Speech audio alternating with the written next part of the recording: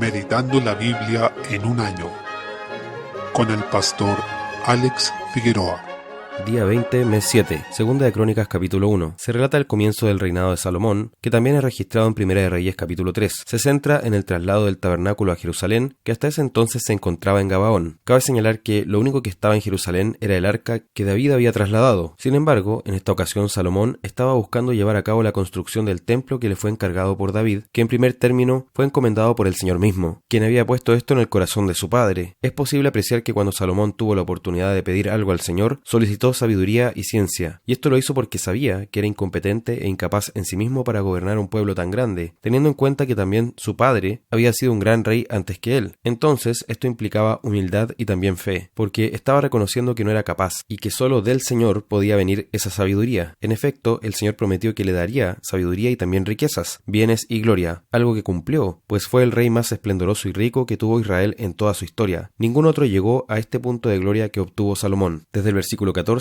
Salomón, al comienzo de su reinado, ya daba indicios de que tendría problemas con el pecado. Era claro que un rey no podía tener muchos carros, ni muchos caballos, ni podía volver a Egipto con este fin, como se establece en Deuteronomio capítulo 17, versículo 16. En contraste, Salomón hizo todo esto, reunió muchos carros y caballos, y también comenzó a comerciar con Egipto. Capítulo 2. Se consolida el reino de Salomón cuando hizo un pacto con Hiram, siendo un precedente que David consideró la alianza con este rey como una especie de confirmación de que Dios estaba con él, ya que Tiro era una nación poderosa y con muchos recursos. Estas alianzas demostraban que aquellos reyes poderosos reconocían a los reyes de Israel. Ahora bien, Salomón también demostró humildad al pensar que nada había de especial en él como para edificar casa al Señor. Asimismo, nos habla de un concepto correcto de Dios, ya que el templo realmente no podía abarcarlo, y este rey lo sabía, pues dijo: ¿quién será capaz de edificarle casa, siendo que los cielos y los cielos de los cielos no pueden contenerlo? En el versículo 6, capítulo 3, relata el comienzo de la edificación del templo. Este se edificó en el monte Moria, que había sido el mismo lugar donde Abraham llevó a Isaac para sacrificarlo, y el Señor le proveyó de cordero para que lo sustituyera. También es el mismo lugar donde David ofreció sacrificios al Señor para aplacar su ira, cuando se derramó la peste por el censo que había hecho. Luego muestra las especificaciones de la construcción del templo, quedando expuesto el orden y la belleza que estaba en este lugar, y que anticipaba lo que sería el verdadero templo en el nuevo pacto. Este corresponde al pueblo de Dios, la iglesia, y en la eternidad va a ser el Señor mismo, pues tal como dice en Apocalipsis 21:22, no habrá un templo físico, sino que Dios va a estar llenando todo con su gloria, sin oposición ni rebelión visible. Salmo 16. Nos encontramos ante un salmo mesiánico, sobre todo los versículos 8 al 11, que son repetidos en la predicación de Pedro a los judíos, en Hechos capítulo 2, cuando los exhorta a arrepentirse por haber matado a Jesús. En los versículos 1 al 2 se mencionan varios aspectos vitales de nuestro caminar en Cristo, como confiar únicamente en el Señor, y dice algo muy potente: no hay para mí bien fuera de ti, lo que nos dice que nada en la vida puede ser considerado bueno a menos que venga del Señor y esté en su voluntad. Si estamos encontrando placer en algo, pero no podemos dar gracias a Dios por ello, no deberíamos estar disfrutando de eso. Solo lo que sea conforme a la voluntad de Dios será un bien para nuestra vida. Desde el versículo 4, en contraste con esto, nos habla de la ruina de la idolatría, asegurando que se multiplicarán los dolores de aquellos que sirven diligentes a otro Dios. Esto también es una declaración muy fuerte, ya que nos muestra lo inevitable que es adorar. Fuimos creados para este fin. Sí o sí adoraremos. La pregunta es si rendimos esa adoración al Dios verdadero o a falsos dioses. El único camino del bien y la vida está en rendir nuestro ser al Dios verdadero. Todo otro camino termina en destrucción. El salmista dice que ni siquiera desea mencionar el nombre de esos dioses falsos. Nuestro rechazo a la idolatría debe ser total y absoluto. Tengamos en cuenta esto, sobre todo en una época como la nuestra, cuando resulta tan fácil bromear con cosas santas y con el pecado, y tan liviano tratar aspectos como la idolatría. Desde el versículo 5 dice que Jehová es la porción de su herencia y de su copa, lo que significa que Jehová es todo para él. El Señor es todo lo que tiene y está feliz con eso. No lo dice resignado, sino lleno de contentamiento. Las cuerdas me cayeron en lugares deleitosos. Las cuerdas designaban una forma de echar suertes para repartir la herencia. Está diciendo: la herencia que me tocó es deleitosa para mí. Desde el versículo 8, estos últimos versículos se refieren a Jesús y fueron citados por Pedro en su predicación a los judíos, como ya mencionamos. Con esto, vemos que este salmo es explícitamente mesiánico, ya que estos versículos no tuvieron aplicación en David ni en Salomón, dado que ellos fueron al sepulcro y no resucitaron corporalmente. Esto solo ocurrió con Jesús. En este salmo vemos revelada la actitud con la que Cristo enfrentó la cruz. Si bien es cierto, se lamentó en Getsemaní y su alma sufrió agonía, fue esta confianza plena en la buena voluntad de su Padre y la fidelidad de éste a sus promesas lo que permitió a Cristo enfrentar la cruz en paz y con plena seguridad, sabiendo que el Padre no lo dejaría en el sepulcro, sino que lo levantaría de entre los muertos. Podemos notar también que la santidad está relacionada con el gozo y que Cristo no fue un hombre de carácter triste ni amargado, presa del enojo y el disgusto, sino que en él se manifestó de manera perfecta el gozo pleno que viene de una comunión verdadera con el Padre en el Espíritu, siendo esto a lo que debemos aspirar como sus discípulos. Estamos llamados a disfrutar nuestra comunión con Dios, a que ella sea nuestro mayor placer en este mundo. Eso debemos también pedir en oración. Proverbios capítulo 19, versículo 20. Se habla una vez más de la importancia de escuchar el consejo y de recibir la corrección. Esta es una verdad esencial que debe ser respetada. Aquel que no se deja corregir ni aconsejar está demostrando necedad y orgullo con esa actitud, y no conocerá jamás la verdadera sabiduría. Por el contrario, si atendemos al consejo y la corrección, podremos disfrutar de esa sabiduría que el Señor concede únicamente a los humildes. Desde luego, no se trata de cualquier consejo y corrección, sino aquellos que surgen de la verdad de la Escritura. Versículo 21. El hombre puede pensar y proyectarse en muchas cosas, pero el consejo y la voluntad del Señor permanecerán. Este versículo se parece a nuestro refrán: el hombre propone y Dios dispone, pero lo que nos dice es que lo que Dios ha decretado permanecerá para siempre y se impondrá sobre la voluntad humana. Esta es una hermosa fuente de consuelo porque nos dice que podemos confiar en que el Señor cumplirá sus promesas y propósitos, no importando que existan hombres, multitudes, naciones y gobiernos contrarios a su voluntad. Romanos capítulo 6. En los versículos 1 al 14 se habla de nuestra unión con Cristo y los efectos que eso tiene en nuestra condición y realidad delante de Dios, porque inicia planteando una pregunta: ¿perseveraremos en el pecado para que la gracia abunde? Eso se relaciona con el punto que estaba tratando en el capítulo anterior, señalando que allí donde abundó el pecado, sobreabundó la gracia. Capítulo 5, versículo 20. Entonces, alguien apresuradamente podría concluir que si pecamos, haremos que la gracia sobreabunde aún más, algo así como pecar para bien. Pero esto sería malentender al apóstol, ya que nos dice algo fundamental: porque los que hemos muerto al pecado, ¿cómo viviremos aún en él? En el versículo 2. Posteriormente se dedica a explicar cómo es que morimos al pecado. Nos habla del significado del bautismo, mostrando que claramente es un sacramento reservado para los creyentes, ya que refleja el haber sido sepultados con Cristo en su muerte, al momento de ser sumergidos en el agua, y luego el momento de salir del agua simboliza la resurrección con Cristo para una nueva vida. Por ello, Spurgeon denominó las aguas del bautismo como la tumba líquida, porque refleja nuestra sepultura con Cristo y resurrección con Él a nueva vida. Con base en lo anterior, Pablo continúa desarrollando el punto de nuestra unión con Cristo. Al respecto nos dice que nuestro viejo hombre de pecado, que estaba sin Cristo y condenado, fue crucificado junto con Cristo legalmente ante Dios, y no solo en un sentido físico, sino que todo lo que somos como hombres corruptos bajo el pecado quedó crucificado en ese madero. En consecuencia, debemos considerarnos muertos junto con Cristo en la cruz. Asimismo, cuando contemplemos el Calvario, debemos ver también a nuestro viejo hombre siendo llevado por Cristo ahí en la cruz legalmente. Esto mismo aplica para la resurrección, pues el hecho de que Jesús resucitó significa también que nosotros resucitamos con Él. Es posible apreciar que el apóstol Pablo en todo momento utiliza conceptos legales. Por ello, señala que el que muere ya no está bajo la ley porque está muerto, y ninguna ley está vigente sobre quienes han fallecido, sino que únicamente sobre los vivos. En ese sentido, si nosotros morimos con Cristo, la condena de la ley ya no está vigente sobre nosotros. A su vez, renacemos con Cristo en la resurrección para una vida nueva. Eso es lo que significa que no estemos bajo la ley, sino bajo la gracia. Es decir, que la ley ya no nos condena, pues nuestro viejo hombre nacido bajo el pecado murió con Cristo allí en la cruz. Ahora estamos bajo este nuevo pacto de gracia que Dios ha sellado con Cristo en nuestro beneficio. Cabe señalar que lo anterior no significa que ya no debemos obedecer los 10 mandamientos, sino que implica que la ley ya no nos condena debido a nuestro pecado. Por eso mismo dice: consideraos muertos al pecado, en el versículo 11, porque nuestro hombre de pecado ha muerto con Cristo, pero que nos consideremos vivos para Dios en Cristo Jesús, en el mismo versículo. La implicancia de esto es que el pecado ya no debe reinar en nuestro cuerpo ni nuestra alma, porque nosotros morimos al pecado. Por el contrario, lo que debe reinar ahora es la justicia y la vida, pues estamos vivos delante de Dios en Cristo. Y esto último necesariamente se relaciona con obedecer la ley de Dios, no para ser salvos, sino porque ya hemos sido salvos en Cristo. De esta forma, la ley nos envía a Cristo para salvación, ya que nos muestra que estamos condenados y necesitamos un Salvador perfecto en justicia. Pero luego, Cristo nos envía la ley para santificación, ya que ahora que hemos sido rescatados, debemos vivir una vida nueva de obediencia agradecida y gozosa a quien nos rescató de nuestra condenación. Desde el versículo 15, vemos que si antes habló de la vida y la muerte, ahora lo pone en términos de esclavitud y libertad. Antes éramos esclavos del pecado, pero ahora somos siervos de justicia. Se nos dice que no podemos escoger si somos esclavos o no, sino que la pregunta es ¿de qué somos esclavos? Porque a algo vamos a obedecer. Por tanto, o somos esclavos del pecado o de la justicia. Luego señala que el fruto de ser esclavos del pecado es la muerte, pero pero el fruto de ser esclavos de la justicia es la santificación y la vida eterna. Por ello termina y concluye diciendo: porque la paga del pecado es muerte, mas la dádiva de Dios es vida eterna en Cristo Jesús, Señor nuestro, en el versículo 23. ¿Cómo es que pasamos de ser esclavos del pecado a esclavos de la justicia? ¿O cómo es que pasamos de estar muertos en pecado a estar vivos para Dios? Es por la fe en Cristo, que ya se ha venido explicando anteriormente. Por tanto, demos gracias a Dios por nuestro Salvador Jesucristo, y vivamos de esta manera, muertos al pecado y vivos para Dios.